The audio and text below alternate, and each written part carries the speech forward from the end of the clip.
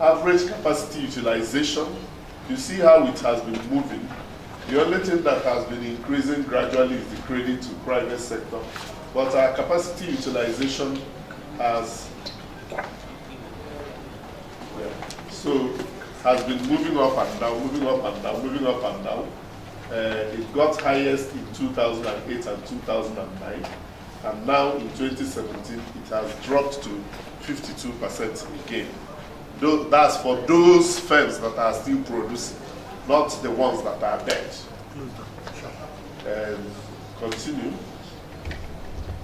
Yes, the foreign direct investment, which has been the song of every Nigerian government. We need foreign direct investment.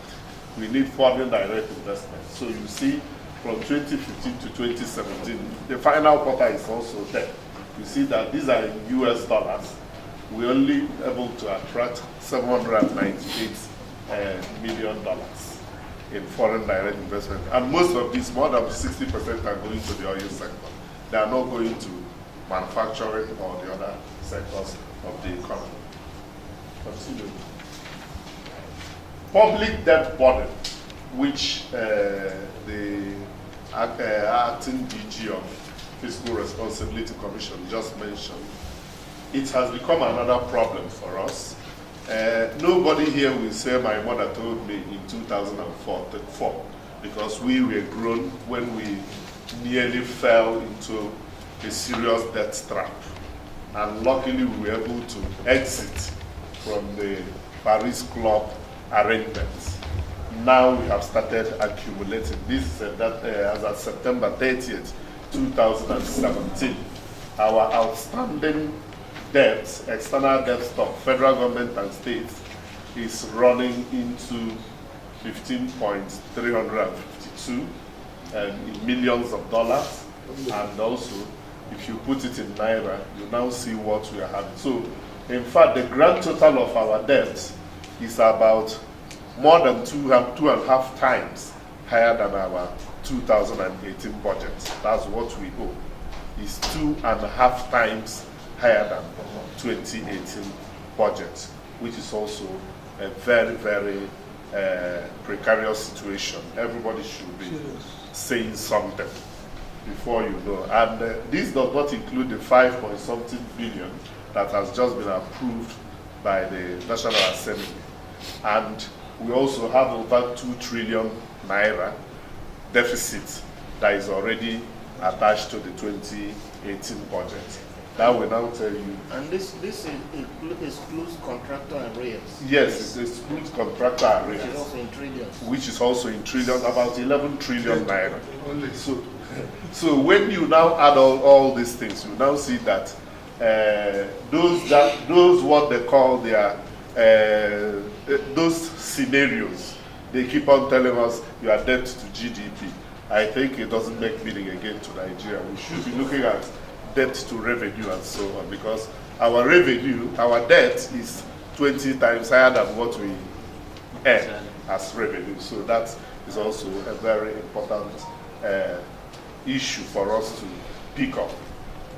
Yes, this one, I tried to do an experiment to say, since we came back to democracy 1999 to 2017, how have we been spending? This is consolidated public spending, meaning the spending of federal government, state government, and local governments as a percentage of GDP. That's the green line.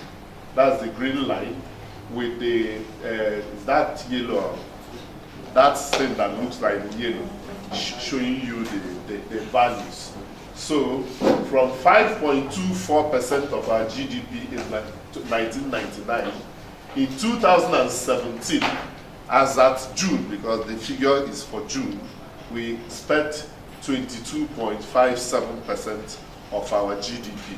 This does not include the last Paris Club reform given to the states, because it was at the third quarter and the final quarter. So when you include that, you find out that we have spent almost 35 to 40% of our GDP. But unfortunately, if you look at the blue columns. the blue charts, the blue bars. You now ask yourself, as we are spending, you find out that the more we spend, the less we grow.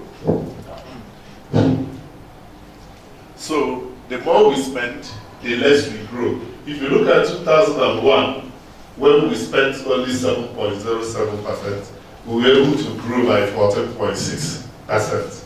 But since we have started spending over 15% of our GDP in terms of consolidated expenditure, our growth has either been negative or less than 1% or 2%. That's what it's telling you. So I tried to say 1999 to 2003, the policy regime guiding us then were the Obasanjo economic direction. And from 2003 to 2007, we had the needs, the seeds, and the leads.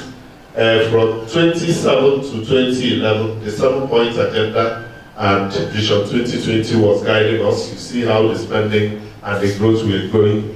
Then 2011 to 2015, when we have the Vision 2020 and transformational agenda, you see what happened during that period.